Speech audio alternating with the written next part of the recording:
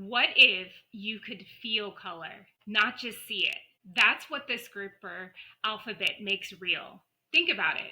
When you reach for a toy and knowing its color without guessing, running your hand across a fashion label and understanding exactly what it says about style, walking into a library, a museum, or even a sports arena and realizing for the first time those spaces were built for you too. Even something as simple as a wine bottle now carries a story you can feel in your hands. Since 2018, more than 1,000 manuals and 150 workshops have brought this system into classrooms, packaging, board games, and beyond. And it all began with one question from a student who is blind. How could someone like me perceive colors? Tudor could have stopped at empathy. Instead, he built an alphabet. And today, it's becoming a global standard. I look for people who are reshaping what inclusion looks like, not in the headlines, but in real life. This is Interconnected with Jordan. If you were sitting across from Tudor right now, you'd probably be wondering the same thing I do. What shaped him? What drives him to do this work?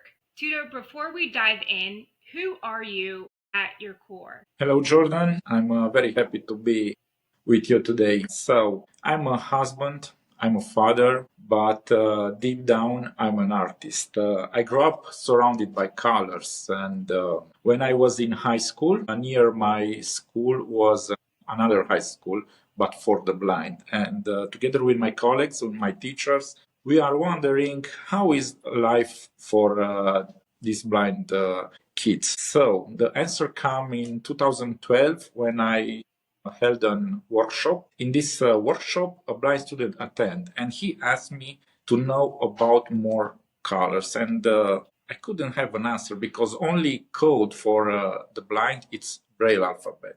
There is no color code for the blind until then. So I started to create a color code for the blind. So I want to ask you, if you never seen color, would it even matter to you?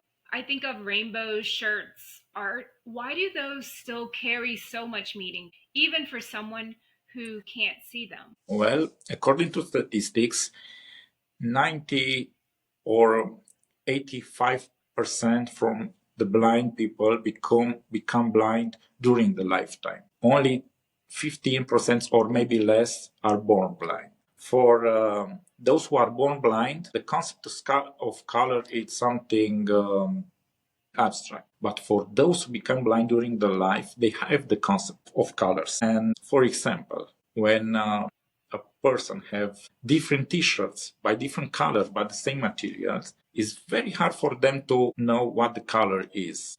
And I want to show you something. Speaking about products, I have a pair of socks. I have a pair of black socks in my hand. So this pair of socks have some dots. If you see, there are some silicone dots on it, and this sign means this socks is black. When you have in the morning 10 pairs of socks from different colors, now it's very simple for everyone to choose the right color. It's very easy now for people who are blind to be independent. I see. Thank you for putting that meaning too, because you have me thinking whether someone was blind when they were born or someone loses their vision during their life, it still holds so much weight to be able to know the colors, because it could be whether it's something in fashion, or like, for example, I'm wearing this bright orange jacket, so maybe they want to infuse color into style and how they dress, or maybe it could be something in everyday life or things that where you have to know the difference between the colors. So thank you for showing that as well, because it makes me think this isn't just an invention, it's a doorway. And so when someone who is blind finally gets to feel color, what is it that opens up for them, Tudor? Well, it's open up a world of possibilities. For example, to play a game, a tactile game. For this, I create, me and my team, I will show you, these are called domino color domino pieces. So when we create inclusive products like board games, a person who is blind can play with another person who is blind or can play with another person who is not blind.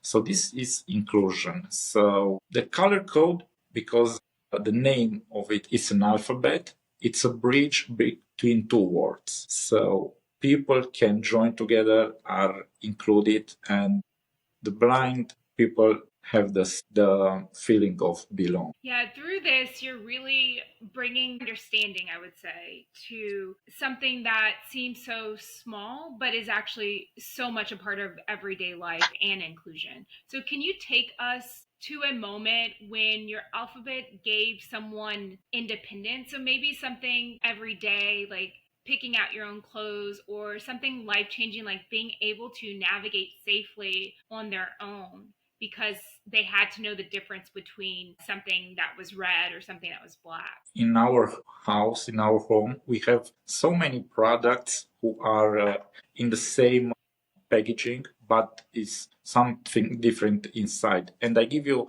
another practical example, the bottle of wine, because you mentioned at the beginning. All the bottles looks the same, but what is inside is very different. This bottle of red wine have a small tactile symbol in this corner on the label, and now all the people have access to the information. Practically, you are free to choose what is your favorite wine after just touch the label. This is only one example. There are many examples like stocks, like labeling the clothing. This color code offer a lot of independence. Yeah, when we first started this conversation, it made me think, and I don't know if you feel this same way, but there are days sometimes where I feel small, like the work that I'm doing may not be enough. And maybe someone that's listening may feel that too. So, Tudor, what's one simple thing that people can actually do to help build a more inclusive world? I think all is starting with empathy and remembering my story of my student. I was listening him, and after I listened him, I decided to change something. But empathy is not enough. It's important to work because the inclusion started with every person is starting with us. How big of a deal can color make on someone's everyday life? But then as you start describing these stories, this small thing that seems so small actually makes a huge impact. So if you are leaning in right now, if this conversation is pulling you, maybe it's a spark of, I want to be a part of this.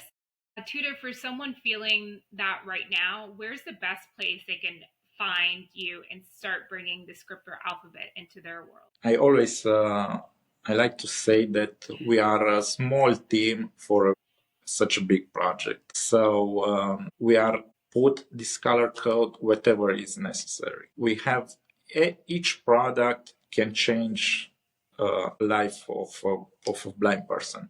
We can find me on Instagram, on LinkedIn, on X, on TikTok. Please DM me and I'll be more than happy to work together because when you create something for a lot of people, you'll need a lot of resources. So be more than welcome to be part of this movement. Yeah, so you're showing us that inclusion doesn't begin with someone else's decision, it begins with yours. In the quiet moments, in the bold ones, and in the choices that ripple far beyond today. We heard from Tudor in the quiet moments of just listening to a student, and then he took that a step further and is now rippling far beyond one student into globally. So, Tudor, I want to thank you for showing us that even something as simple as color can help people feel proud of who they are and safe being themselves. To those listening, this isn't a story, it's a signal. Because when you move, you make space. When you choose, you shape what's next. And when you build with care, you don't just make change, you create the ground that others can stand on. This is Interconnected with Jordan. Thank you very much, Jordan.